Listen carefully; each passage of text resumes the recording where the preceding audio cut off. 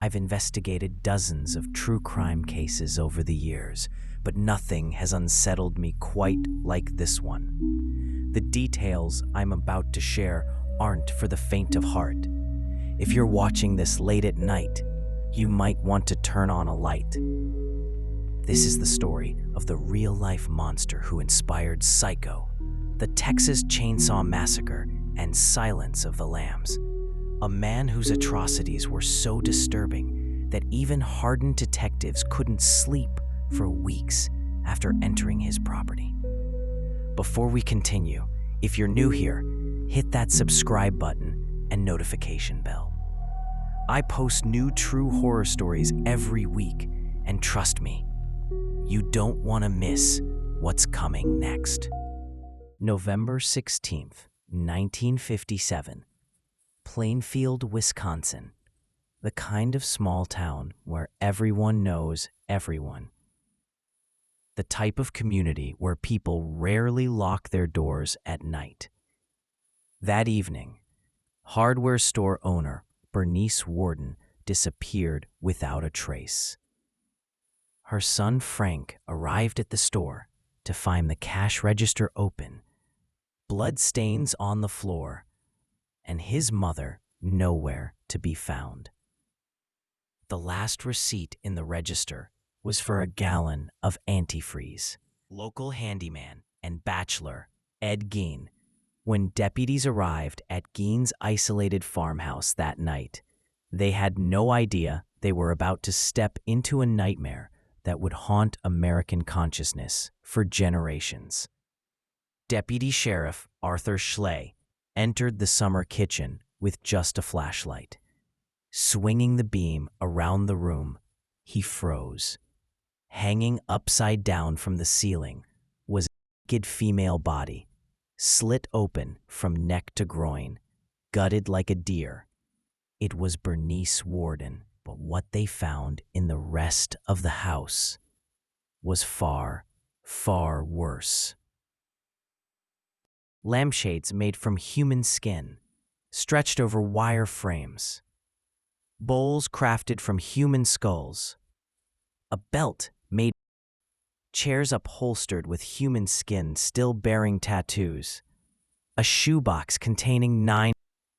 Leggings made from human leg skin. Masks. Actual face masks, created from the skin of women's faces.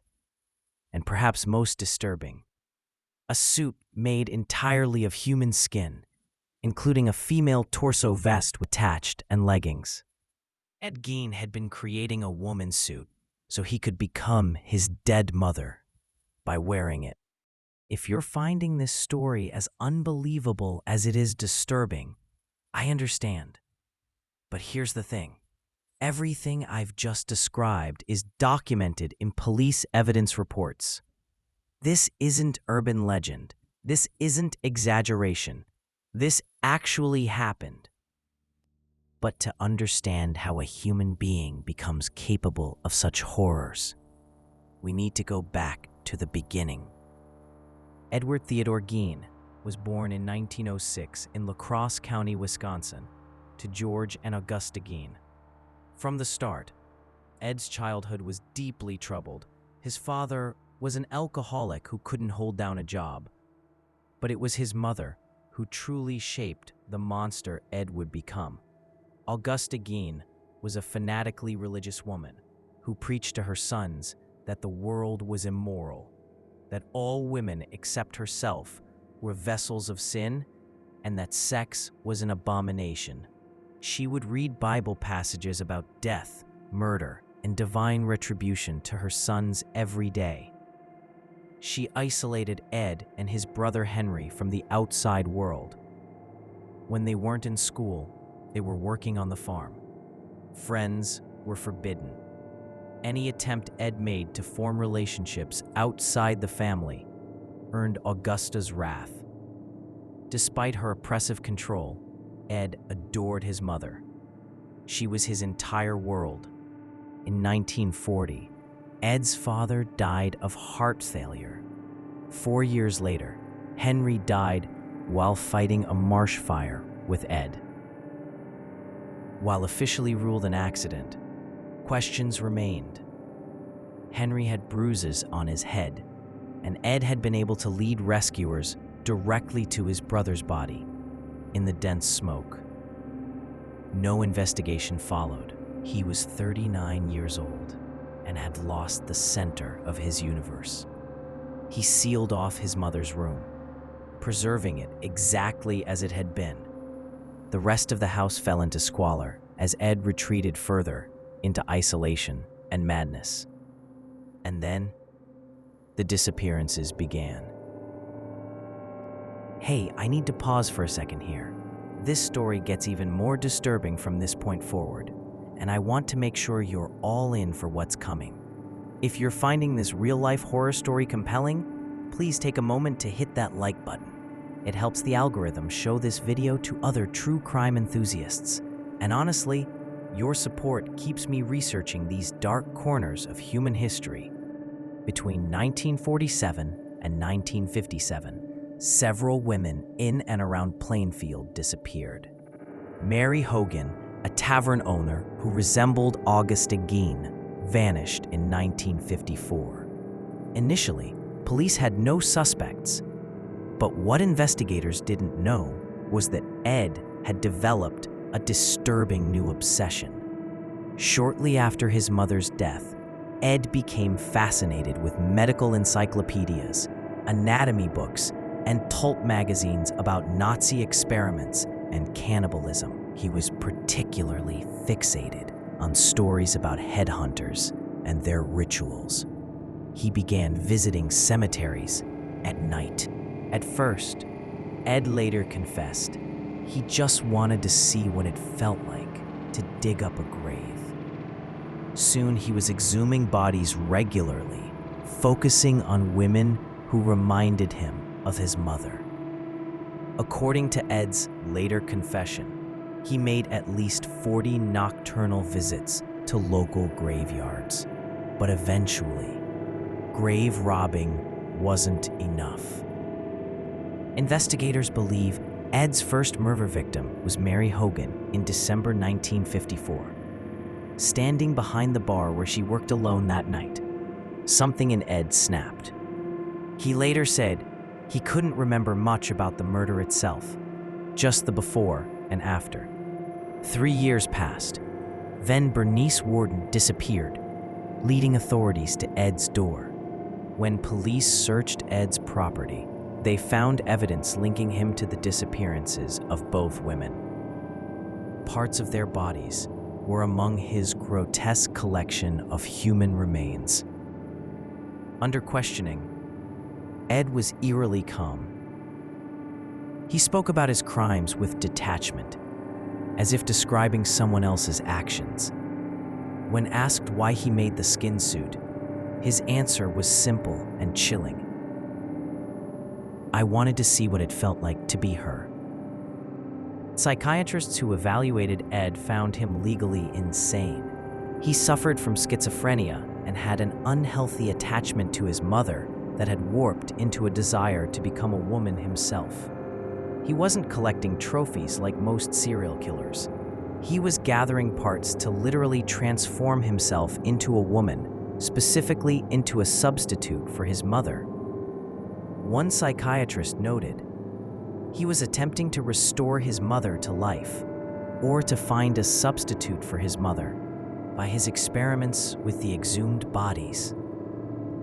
Now, I want to talk about something that's rarely discussed in documentaries about Ed Gein: the cultural impact his crimes had on America.